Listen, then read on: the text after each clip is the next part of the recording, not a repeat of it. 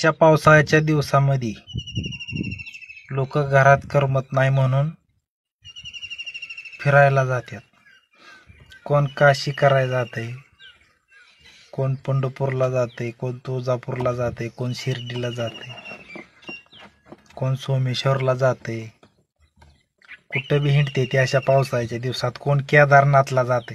आता केदारनाथला झक माराय कशाला जायचंय? जिथं तुम्ही उतरताय तिथनं तुम्हाला 12-12 तास लागतात केदारनाथ पर्यंत जायला.